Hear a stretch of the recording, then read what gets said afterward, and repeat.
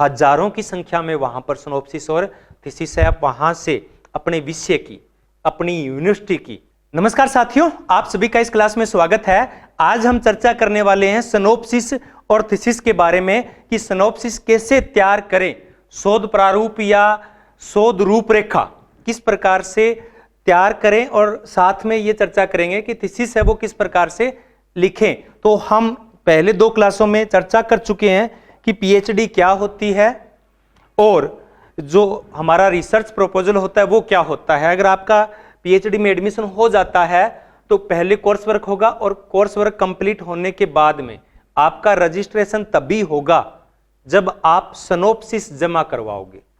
तो सिनॉप्सिस इसको बोल देते हैं शोध रूपरेखा या शोध प्रारूप इसको बोल देते हैं।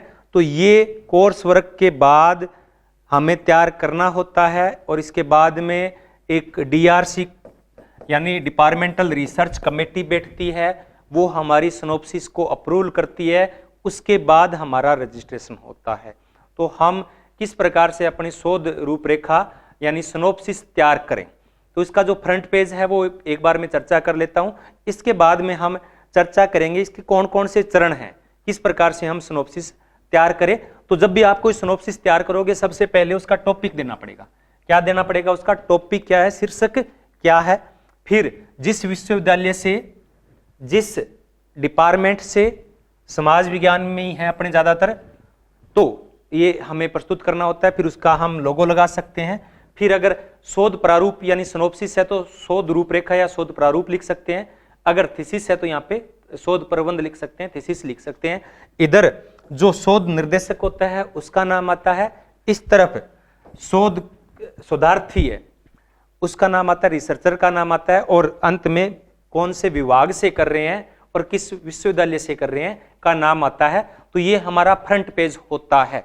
आगे हम किस प्रकार से तैयार करते हैं, तो आगे सबसे पहले बात आती है, वो क्या आती है कि सबसे पहले तो हमें टॉपिक का निर्धारण करना है, शीर्षक का चयन करना है। तो जब हम सिनॉप्सिस तैयार करते हैं तो सबसे पहला काम हमारा यही होता है कि हम अपने रुचि के, अपनी योग्यता के और अपने जो अध्ययन के उद्देश्य हैं उनके अनुरूप एक अच्छे से शोध विषय का चयन करें। यह सबसे महत्वपूर्ण विषय है कि अगर आपने सही विषय का चयन कर लिया तो पीएचडी करना बहुत आसान हो जाता है, सिनॉप्सिस लिखना बहुत आसान हो जाता है। तो हमें किन बातों का ध्यान रखना चाहिए जब हम विषय का चयन करें। तो देखो, मैं समाजशास्त्र से हूं तो समाजशास्त्र के तो मैं ज्यादातर बता ही सकता हूं, बाकी सब्जेक्ट के मुझे नहीं पता है, लेकिन मैं कुछ यहाँ पे एग्जाम्पल लेके आया हूं जिससे आप समझ सके कि शीर्षक है वो किस प्रकार से हम डिसाइड कर सकते हैं। सबसे पहले तो आपकी रुचि होनी चाहिए। सबसे पहले क्या है, आपका उस सब्जेक्ट में, उस टॉपिक पे इंटरेस्ट होना चाहिए। अगर आपका इंटरेस्ट नहीं है तो आप नहीं कर पाओगे। फिर इंटरेस्ट के बाद में उसके कंटेंट क्या है, उसका कंटेंट तैयार है या नहीं है, क्या कंटेंट मार्केट में। कंटेंट से तात्पर्य है कि जब हम रिव्यू ऑफ लिटरेचर करते हैं, उपलब्ध साहित्य का समीक्षा करते हैं, तो क्या हमारे पास उपलब्ध संसाधन या कंटेंट है या नहीं है। तो बुक्स होनी चाहिए उससे रिलेटेड, उससे पहले कुछ शोध होने चाहिए। इससे क्या होता है कि हमें वो पीएचडी या सिनॉप्सिस लिखना हमारे लिए आसान हो जाता है। तो यहाँ टॉपिक किस प्रकार से होते हैं वो मैं यहाँ 2-3 एग्जाम्पल लेके आया हूँ। जैसे कि एक है नंबर 1, अनुसूचित जातियों का ग्रामीण नेतृत्व है। अनुसूचित जातियों का ग्रामीण नेतृत्व है, तो ये अनुसूचित जातियों के ग्रामीण नेतृत्व पे बात कर रहे हैं। मैंने ये शोध गंगा से, किससे, शोध गंगा एक साइट है, शोध गंगा है, उसमें थीसिस मिलती है, और एक होता है शोध गंगोत्री। क्या है? शोध गंगोत्री। उस पे सिनॉप्सिस आपको दुनिया भर की मिल जाएगी, हजारों की संख्या में शोध गंगा और शोध गंगोत्री पे आपको कंटेंट मिल जाता है। तो वहां से मैंने ये टॉपिक्स उठाए हैं। तो अनुसूचित जातियों का ग्रामीण नेतृत्व है। विशेष संदर्भ हम दे सकते हैं कि पंचायती राज विशेष संदर्भ में, अगर आपका कोई विशेष संदर्भ है तो हो सकता है जैसे हिस्ट्री वाले करेंगे तो हिस्ट्री वाले है विशेष संदर्भ में क्या देंगे, एक पर्टिकुलर टाइम का देंगे कि मध्यकाल के विशेष संदर्भ में, मुगल काल के विशेष संदर्भ में, गुप्त काल के विशेष संदर्भ के अंदर किसी चीज का लेते हैं, जैसे कि ये है 20वीं शताब्दी में दक्षिण मध्य प्रदेश की जनजातियों का ऐतिहासिक विश्लेषण। 20वीं शताब्दी में दक्षिण मध्य प्रदेश की जनजातियों का ऐतिहासिक विश्लेषण। तो इसमें क्या हो गया, एक ही टॉपिक बना दिया। अगर इसको सब टॉपिक बनाते तो ये होता कि 20वीं शताब्दी में जनजातीय समाज का ऐतिहासिक विश्लेषण और ब्रैकेट में कर देते दक्षिण मध्य प्रदेश के विशेष संदर्भ में, तो ये ज्यादा उपयुक्त रहता। आगे है जैसे कि तीसरा टॉपिक है भारतीय नारी का उत्पीड़न का समाजशास्त्रीय अध्ययन इलाहाबाद जनपद के विशेष संदर्भ में। तो ये भारतीय नारी का उत्पीड़न का समाजशास्त्रीय अध्ययन हो गया। इसी प्रकार से एक पॉलिटिकल साइंस का मैंने टॉपिक लिया है कि भारतीय राजनीतिक व्यवस्था के विकास में अन्ना हजारे की भूमिका। तो इस प्रकार से आप कोई भी टॉपिक अपनी रुचि के अनुसार ले सकते हो। तो सबसे पहले सिनॉप्सिस में अपने को रिसर्च का टॉपिक डिसाइड करना है। तो टॉपिक आप समझ गए होंगे। उसके बाद में दूसरे चरण में दूसरे चैप्टर के अंदर आपको, तो इसको आप टॉपिक लिख लिया, उसके बाद में उसको प्रस्तावित करना है, उसका परिचय देना है। क्या करना है, उसका परिचय देना है दूसरे चरण के अंदर, दूसरे पेज पर। यहां से प्रस्तावना से हम स्टार्ट करते हैं। असल मात्रा में सिनॉप्सिस यहीं से शुरू होती है। क्या होता है, सिनॉप्सिस पहला आ गया, ये टॉपिक आ गया हमारा, फिर हम उसका परिचय देते हैं जो भी टॉपिक हमने डिसाइड किया है। मान लेते हैं कि भारतीय नारी का उत्पीड़न का समाजशास्त्रीय अध्ययन इलाहाबाद जनपद के विशेष संदर्भ में, तो हम परिचय देंगे कि भारतीय नारी से हमारा क्या तात्पर्य है, उत्पीड़न से हमारा क्या तात्पर्य है। अगर हमने ये टॉपिक लिया है तो हमें बताना पड़ेगा कि अनुसूचित जाति किसे कहते हैं, ग्रामीण नेतृत्व से क्या तात्पर्य है, यानी जो टॉपिक हमने लिया है तो उसके बारे में उसका प्रस्तावना देनी होती है। उसका ऐतिहासिक पक्ष हम लिख सकते हैं, उसको परिभाषित हम कर सकते हैं, जितनी भी अवधारणाएं आती हैं उनको स्पष्ट हम कर सकते हैं। फिर अगले पेज पर हम ये 2-3 पेज में हम कर सकते हैं। कितने पेज पर हम कर सकते हैं, 2 या 3 पेज के अंदर कर सकते हैं। फिर हम उपलब्ध साहित्य की या जो पहले अध्ययन हो चुके हैं उनकी समीक्षा करते हैं कि इस टॉपिक से संबंधित ये रिसर्च हो चुके हैं, उनमें ये निष्कर्ष है, लेकिन अभी भी इन चीजों के बारे में अध्ययन करना बाकी है, इनमें ये अध्ययन नहीं हुआ है। तो ये भी आप 2 या 3 पेज के अंदर लिख सकते हैं। जो हमारी सिनॉप्सिस होती है वो 20 से 25 पेज में होती है। 15 पेज में भी हो सकती है, 20 में भी हो सकती है, 25 में भी हो सकती है, 30 में भी हो सकती है। वैसे कोई लिमिट नहीं है, पर मैंने एक बताई है कि लगभग 20-25 पेज के अंदर एक अच्छी सिनॉप्सिस है वो मानी जाती है। तो 2-3 पेज इसके हो जाते हैं। फिर हमें बताना होता है कि अध्ययन की आवश्यकता क्यों है, अध्ययन की आवश्यकता क्यों है। तो इसमें हम बता सकते हैं कि जो महिलाओं के खिलाफ उत्पीड़न है वो बढ़ता जा रहा है, और इस प्रकार से अगर उत्पीड़न बढ़ता गया तो समाज का 50% भाग है, आधी दुनिया है वो वंचित रह रही है। तो उनको वो इस पर वजह से देश के अंदर आर्थिक विकास में सहयोग नहीं कर पाती है। तो अगर उनको हमें आगे उठाना है, बराबर पुरुषों के बराबर लाना है, तो हमें ये अध्ययन की आवश्यकता पड़ती है। फिर हम लिख सकते हैं कि अध्ययन का महत्व क्या है, दोनों एक साथ ही लिख सकते हैं। फिर अध्ययन के उद्देश्य लिख सकते हैं, ये एक पेज में ये हो जाएंगे, एक पेज में ये हो जाएंगे। तो अध्ययन के उद्देश्य क्या है, हम ये अध्ययन क्यों करना चाहते हैं। फिर एक अगले नेक्स्ट पेज पे आ जाएंगे, हमारी हाइपोथेसिस उपकल्पनाएं कौन कौन सी है, या हमारे अनुसंधान प्रश्न कौन कौन से हैं। तो 4, 5 या 7, 8 तक हम अपना जो उपकल्पनाएं हैं वो ले सकते हैं। 4, 5, 7, 8 कितनी भी उपकल्पनाएं हम ले सकते हैं, पर कम से कम 4 होनी चाहिए और ज़्यादा से ज़्यादा 10 होनी चाहिए, इससे ज़्यादा नहीं होनी चाहिए। एक पेज पे हम ये हमारी उपकल्पनाएं हैं वो लिख सकते हैं। इनके कोई चैप्टरलाइजेशन नहीं होता है, बस एक तो क्रम के अंदर चलती रहती है। पहले प्रस्तावना आ गई, फिर उपलब्ध साहित्य का अध्ययन हो गया, फिर महत्व हो गया, फिर उद्देश्य हो गए, फिर हम रिसर्च मेथोडोलॉजी पे आते हैं। किस पे आते हैं, रिसर्च मेथोडोलॉजी। तो रिसर्च मेथोडोलॉजी के अंदर हम बताते हैं कि हम किस विधि का प्रयोग करेंगे, क्यों करेंगे, किस उपकरण का प्रयोग करेंगे और क्यों करेंगे। साथ में हम लिख सकते हैं कि हमारा अध्ययन क्षेत्र क्या होगा, अध्ययन क्षेत्र को हमें बताना है कि किस हम क्षेत्र का अध्ययन है वो करना चाहते हैं। तो इसमें आपको क्या है, क्योंकि हम जो हमारा सैंपलिंग होगा वो किससे लेंगे, अध्ययन क्षेत्र से ही तो लेंगे। तो अध्ययन क्षेत्र के बारे में आपको बताना है कि अगर किसी आप एक जिले का कर रहे हैं तो जिले के बारे में थोड़ा सा आपको डिटेल देनी होगी। तो जो भी आपका अध्ययन क्षेत्र है, मध्यकाल है तो मध्यकाल के बारे में आपको बताना होगा, और आप फिर उनमें से सैंपलिंग किस प्रकार से लेते हैं वो आपको बताना होगा। सैंपलिंग का निर्धारण किस विधि से किया जाएगा, कितने सैंपल लिए जाएंगे, यहाँ पे आपको पूरा का पूरा क्लियर बताना पड़ेगा कि इतने सैंपल ले रहे हैं, इस विधि से ले रहे हैं, और अगर ये सैंपल उपलब्ध नहीं होते हैं तो हम अल्टरनेटिव इन चीजों का ले सकते हैं। विधि हमारी जरूरी नहीं है कोई एक ही, 2-3 विधि हो सकती है, 2-3 हमारी टूल्स हो सकते हैं। तो ये सब अनुसंधान पद्धति में आते हैं। तो ये हमारा सबसे इंपॉर्टेंट आता है। तो इसमें हम 3-4 पेजों में ये चीज हमें लिख सकते हैं। फिर ये सब हो गया तो उसके बाद में हम जो हमारे चैप्टर रहेंगे, हमारे शोध के जो अध्याय रहेंगे उनके बारे में बताएंगे कि हम कुल जो अपना हमारी जो थीसिस होगी, हमारा जो शोध होगा वो हम 5 लेसन में, 6 में, 7 में, 8 में, इतने लेसन में हम डिवाइड करेंगे। कितने लेसन में डिवाइड करेंगे हम कि हम 5 लेसन लेंगे, 6 बनाएंगे, 7 लेसन बनाएंगे। चैप्टर प्लान आपको इसके अंदर बताना होता है।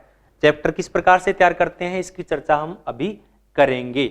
तो ये लगभग 2-3 पेज में ये हो जाता है। 2 पेज में मान सकते हैं आप अगर 6-7 चैप्टर लेते हैं तो कम से कम 5 तो आप 6 तो आपके होंगे, 7 भी हो सकते हैं, 8 भी हो सकते हैं, 9 भी हो सकते हैं, इससे ज्यादा नहीं होते हैं। फिर और सिनॉप्सिस जब हम तैयार करते हैं तो उसके अंत में हम परिशिष्ट के अंदर लेते हैं। परिशिष्ट 1 के अंदर आप बिब्लियोग्राफी लिखते हैं, संदर्भ सूची लिखते हैं, और नंबर 2 साक्षात्कार अनुसूची लिखते हैं, और 3 भी अगर कुछ और एक्स्ट्रा कुछ अगर आपकी सारणी है तो उसमें आप ये ले सकते हो। तो संदर्भ सूची और साक्षात्कार अनुसूची है तो लिख लीजिए, नहीं है तो केवल संदर्भ सूची आएगी, ये तो आएगी ही आएगी, ये बहुत ही जरूरी है।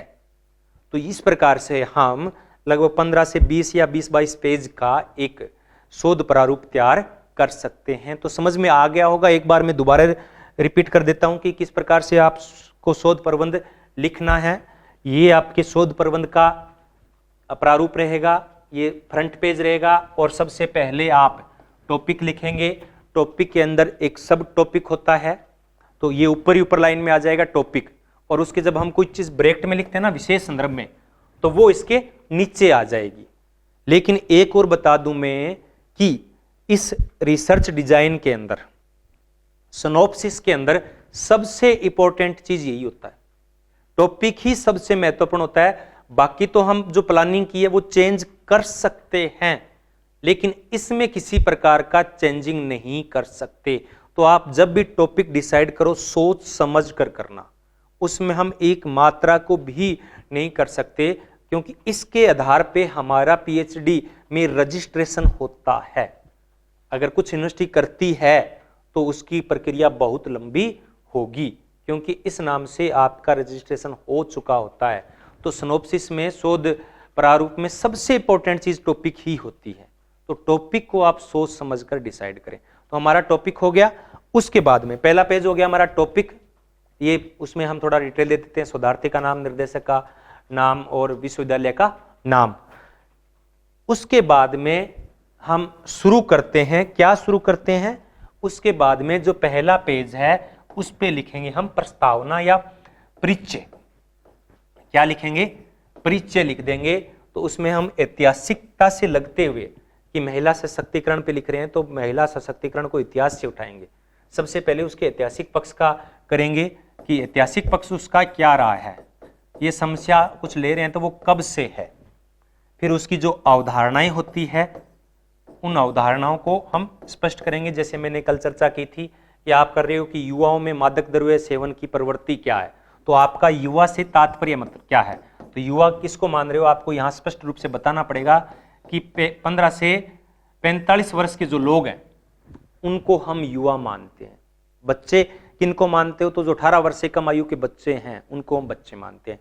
तो जो भी अवधारणाएं आएगी उन सब को आप यहाँ स्पष्ट करोगे, उसके ऐतिहासिक पक्ष बताओगे, उससे संबंधित कोई सिद्धांत है तो उसको बताओगे। तो ये सारी चीजें इसके अंदर आ जाती है। 2-3 चीज पेज के अंदर हम उस टॉपिक से परिचय करवाते हैं कि ये हमारा टॉपिक है, इसके बारे में डिटेल से बताते हैं।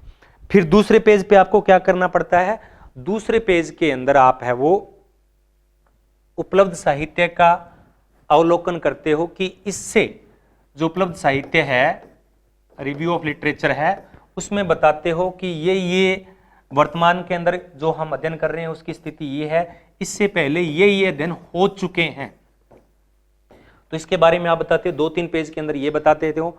फिर अगले पेज के अंदर आप क्या करते हो, फिर उसके उद्देश्य महत्व बताते हो, महत्व एवं आवश्यकता बताते हो कि ये अध्ययन की आवश्यकता क्यों है।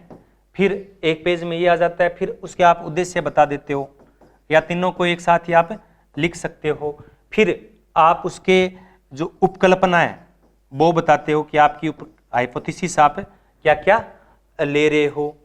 उसके बाद में अगले पेज पे आप बता देते हो कि आपका जो शोध पद्धति है, शोध विधि है, वो क्या रहेगी। शोध विधि में आप साथ में इसके साथ ही इस सैंपलिंग से पहले आप जो आपका शोध क्षेत्र है, शोध क्षेत्र है, उस क्षेत्र का आप परिचय दे देते हो कि ये राजस्थान के, ये उत्तर प्रदेश के, ये मध्य प्रदेश के फलाना जिला है, इस जिले की ये विशेषताएं, इसकी इतनी आबादी है, इस आबादी में ये प्रॉब्लम्स है, इतने गांव हैं, इन गांवों में से हम इन गांवों का अध्ययन करना चाहते हैं, हम नगरीय आबादी का अध्ययन करना चाहते हैं, या ऐतिहासिक है तो आप उसके बारे में बताओगे कि मध्यकाल कब से कब तक रहता है, और इस प्रकार से हम उसको बता सकते हैं। पॉलिटिकल साइंस वाले हैं तो वो उसको बता सकते हैं कि राजनीतिक विकास क्या होता है, कब से होता है, भारत की राजनीतिक व्यवस्था, तो भारत की राजनीतिक व्यवस्था कहाँ कहाँ लागू है, तो अध्ययन क्षेत्र के बारे में बताते हो। फिर आप जो अपना सैंपल होता है, सैंपलिंग होता है, उसके बारे में बताते हैं कि हमने ये सैंपलिंग लेने वाले हैं। तो ये सारी चीजें एक एक 2-2-3-3 पेज में आ जाती है। फिर आप क्या करते हैं, चैप्टरलाइजेशन करते हैं कि कौन कौन से चैप्टर आप है वो करने वाले हैं। तो उसके अंदर आप ये बताओगे आगे की, ये तो उसमें सिनॉप्सिस के अंदर ही बताना पड़ता है कि मेरा पहला जो चैप्टर है वो क्या होगा, परिचय का होगा। क्या होगा, परिचय का होगा। इस प्रकार से जब आपके चैप्टर पूरे हो जाते हैं तो फिर आपके उसके अंदर आप क्या लिखते हो, संदर्भ सूची लिखते हो। क्या लिखते हो, संदर्भ सूची लिखते हो। तो और हो सकता है अगर आपने अनुसूची प्रश्नावली कुछ तैयार की है तो वो भी आप दे सकते हैं। तो इस प्रकार से आपकी लगभग 18-20 पेज या 18 से 22 पेज की सिनॉप्सिस है वो तैयार हो जाती है, और ये सबसे अच्छी सिनॉप्सिस होती है। लेकिन सबसे ज़्यादा मैंने क्या बता दिया कि जब आप सिनॉप्सिस तैयार करो, 2 चीज़ों का आप ध्यान रख लेना। नंबर 1 कि आपका जो टॉपिक है, जो शीर्षक है, वो सबसे महत्वपूर्ण है, और आप चैप्टर कौन कौन से बनाओगे, चैप्टर कौन कौन से बनाओगे। तो वो चैप्टरलाइजेशन आपका होना चाहिए कि ये मेरे चैप्टर बनेंगे।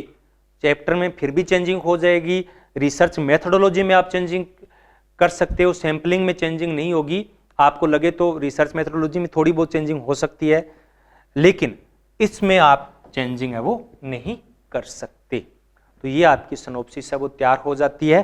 फिर जब सिनॉप्सिस तैयार हो जाती है तब हम क्या करते हैं, फिर हम थीसिस लिखते हैं। उसके जो चैप्टरलाइजेशन हमने किया है तो उसमें अगर वो सही है तो ठीक है, उसके हिसाब से हम कर सकते हैं, और नहीं होते हैं तो फिर हम उसको आगे पीछे भी कर सकते हैं। किस प्रकार से चैप्टर बनते हैं इस पे मैं अभी चर्चा करने वाला हूं। तो जब हम थीसिस लिखते हैं तो थीसिस में क्या लिखने होता है कि सबसे पहले तो आपको क्या होता है कि प्रमाण पत्र लगाने होते हैं, स्वयं की तरफ से या गाइड की तरफ से भी लगता है कि ये मेरा कार्य मौलिक कार्य है, मैंने ये कहीं से चुराया नहीं है, और अगर भविष्य में इस पे कुछ अगर विवाद होता है तो उसके लिए जिम्मेवार मैं रहूंगा। इसी प्रकार से गाइड भी ये लिख के देता है, प्रमाणित करता है कि प्रमाणित किया जाता है कि फलाने शोधार्थी ने मेरे निर्देशन में रहते हुए 100 दिन कार्य किया, क्योंकि यूनिवर्सिटी है वो अलग अलग मांगती है। कुछ मांगती है कि वर्ष में 100 दिन, एक वर्ष में 100 दिन मेरे अंडर में रहकर तो वो अंडरस्टैंडिंग होती है गाइड और स्टूडेंट की, तो इसमें कोई चक्कर नहीं होता है 100 दिन का 120 दिन का, ऐसा कोई मामला नहीं होता है। तो मेरे निर्देशन में रहकर किया ये इसका मौलिक कार्य है। तो ये 2-3 आ जाते हैं, या कोई और भी हो सकता है, यूनिवर्सिटी के लेवल पे अलग अलग यूनिवर्सिटी अलग अलग प्रकार से करती है। फिर हम जब सिनॉप्सिस में क्या करते हैं, आभार प्रकट करते हैं कि ये जो मेरी थीसिस है वो मैं अपने माता पिता को, भाई बंधु को, गुरुजन को समर्पित करता हूं, उनकी वजह से मेरा ये काम होना है वो संभव हुआ। जो जो लोगों का योगदान रहता है उन सब के बारे में आपको लिखना होता है। फिर आप भूमिका या पराकथन लिखते हो। क्या लिखते हो? भूमिका या पराकथन लिखते हो कि उसके भूमिका या पराकथन में उस टॉपिक का बारे में डिटेल से लिखते हो, थोड़ा सा 2-3 पेज में लिखते हो। कितने में? 3-4 पेज हो सकते हैं, 2-3 पेज भी हो सकते हैं। तो भूमिका जो होती है ना स्टार्टिंग के अंदर, प्रत्येक के अंदर, तो भूमिका हम लिखते हैं, पराकथन बताते हैं उसके बारे में, पीएचडी के बारे में बताते हैं कि मैंने इस विषय पर इतने चैप्टर को लेते हुए, इन चीजों को लेते हुए मैंने अपना ये शोध वो किया है। फिर अगर कोई सारणी सूची है, जो जो आप टेबल थीसिस के बीच में लेते हो, उन सब का आपको पहले से ही होता है कि ये मैंने ली है, तो ये पहली टेबल है वो पेज नंबर 20 पे है, ये है वो 25 पेज पर है, ये 30 नंबर पेज पर है। तो आपको उस सारणी का नाम, टेबल का नाम और सामने पृष्ठ संख्या, इसमें तीनों चीज होती है। पहले क्रमांक आ जाएगा, फिर सारणी कौन सी है, और उसमें आप बताओगे कि सारणी 1.1, अगर पहले चैप्टर में आप कोई सारणी ले रहे हो तो क्या हो जाएगा 1.1, दूसरे में है 2.2, इस प्रकार से, और यहाँ पे पृष्ठ संख्या लिखी जाएगी। तो ये आपको बताना होता है। उसके बाद में चैप्टरलाइजेशन हमारा स्टार्ट होता है कि मैंने इस थीसिस के अंदर ये चैप्टर लिए हैं, और आप इसके हिसाब से सिनॉप्सिस में भी चैप्टर है वो ले सकते हैं। पहला जो चैप्टर होता है वो अध्ययन का परिचय होता है। क्या होता है? अध्ययन का परिचय। अध्ययन का परिचय है, इसके अंदर उसका ऐतिहासिक पक्ष क्या है, कौन कौन सी अवधारणाएं हैं, कौन कौन से सिद्धांत प्रयोग किए हैं, वर्तमान में जो आप ले रहे हो वो प्रॉब्लम्स कितनी भयंकर है, उसका वर्तमान में क्या महत्व है, वो हम ले सकते हैं। तो ये सबसे बड़ा होता है चैप्टर है, जो पहला चैप्टर है, इसमें हम पूरी डिटेल उसके बारे में बता देते हैं कि क्या क्या है। फिर क्या है कि दूसरा जो है, तो ये चैप्टरलाइजेशन मैंने वैसे ही नॉर्मलाइजेशन के तहत किया है, कोई जरूरी नहीं है कि चैप्टर ऐसे ही बनेंगे, कम भी हो सकते हैं, ज्यादा भी हो सकते हैं, कुछ चीजें साथ भी हो सकती है, अलग भी हो सकती है। तो क्या होता है कि दूसरा चैप्टर है वो उपलब्ध साहित्य का अध्ययन है। क्या है? उपलब्ध साहित्य का पुनरावलोकन होता है इसके अंदर, और चाहो तो आप इस चैप्टर को पहले चैप्टर के अंदर ही ऐड कर सकते हो। क्या कर सकते हो? पहले चैप्टर के अंदर ही ऐड कर सकते हो। तो उस फिर क्या हो जाएगा, आपका ये पहला चैप्टर बन जाएगा। दूसरा चैप्टर आपका क्या बन जाएगा? दूसरा आपका बन जाएगा अध्ययन पद्धति, रिसर्च मेथोडोलॉजी। भी आपने इसमें आपको बताओगे, फिर दोबारा बताओगे डिटेल में कि आवश्यकता क्या है, महत्व क्या है, उद्देश्य क्या है, उपकल्पना कौन सी है, अध्ययन पद्धतियां कौन सी है, निर्देशन क्या है, सेम अध्ययन क्षेत्र क्या है। तो सिनॉप्सिस में तो आप इनके बारे में डिटेल थोड़ा थोड़ा बताते हो, इसके अंदर पूरा डिटेल के अंदर हम बताते हैं। और कई बार ऐसा होता है कि आप इस चैप्टर को भी इस पहले में ऐड कर सकते हो, यानी ये जो, या चाहो तो आप तीनों को अलग अलग चैप्टर बना सकते हो। अगर आपके चैप्टर कम बन रहे हैं तो आप इन तीनों को अलग कर दीजिए, आपके चैप्टर अगर ज्यादा बन रहे हैं तो इन तीनों को एक चैप्टर में ही आप समाप्त कर सकते हैं। फिर क्या होता है कि अगर ये लागू होती है, अगर आपने सैंपल लिए हैं तो आप अलग से एक ये चैप्टर बना सकते हो कि उत्तरदाताओं का सामाजिक ऐतिहासिक पृष्ठभूमि। तो इसमें धार्मिक पृष्ठभूमि, शैक्षणिक पृष्ठभूमि, आर्थिक पृष्ठभूमि, सारी चीजें आ जाती है। उनके अंदर 4-5 जो भी टॉपिक्स होते हैं वो आ जाते हैं। लेकिन ये सोशियोलॉजी के हिसाब से बता रहा हूं, बाकियों में ये हो सकता है कि ना हो। तो ये 4 चैप्टर बन सकते हैं, और चाहो तो आप इसको एक चैप्टर भी बना सकते हैं। फिर उसके बाद में क्या होता है कि चैप्टर स्टार्ट होते हैं, जैसे कि चौथा चैप्टर है। चौथे चैप्टर में आप क्या करोगे कि जैसे आपने कहा कि मध्यकाल में महिलाओं की सामाजिक, आर्थिक एवं धार्मिक स्थिति, तो आप इसमें क्या बताओगे? आर्थिक स्थिति बता दोगे एक चैप्टर में, दूसरे चैप्टर में आप उनकी सामाजिक स्थिति बता दोगे, तीसरे में आप उनकी सांस्कृतिक स्थिति बता दोगे। या आप कोई ऐसा टॉपिक लेंगे कि इस चीज का गरीबी के कारण एवं प्रभावों का अध्ययन, तो इसमें क्या है कि आप कारण बता दोगे, इसमें आप प्रभाव बता दोगे, या आपके जो अध्ययन है उसका कोई और अगर क्षेत्र है तो आप उसको 6 नंबर में रख सकते हो। तो ये आपकी जो विषय की प्रवृत्ति है उसके हिसाब से होता है, कोई पर्टिकुलर इसमें नहीं हो सकता। ज्यादा आप अपने शोध गंगा पे जाइए और वहां से अपने विषय के जो सिनॉप्सिस और थीसिस है उनको डाउनलोड कीजिए और आपको उससे बहुत ज्यादा आइडिया लग जाएगा। इन दोनों की शोध गंगा और शोध गंगोत्री दोनों के जो लिंक है मैं इस वीडियो के डिस्क्रिप्शन में आपको दे देता हूं, वहां जाकर आप सर्च कर सकते हैं। शोध गंगा में आपको थीसिस मिलेगी और शोध गंगोत्री में आपको सिनॉप्सिस मिलेगी। हजारों की संख्या में वहां पर सिनॉप्सिस और थीसिस है। आप वहां से अपने विषय की, अपनी यूनिवर्सिटी की जो थीसिस और सिनॉप्सिस है वो डाउनलोड करिए और पता लगाइए कि किस प्रकार के जो शोध हो रहे हैं वो हो रहे हैं। तो कारण हो गए, प्रभाव हो गए, या फिर उसके आप कह सकते हो कि निदान अगर आपने कहा है तो निदान हो जाएगा।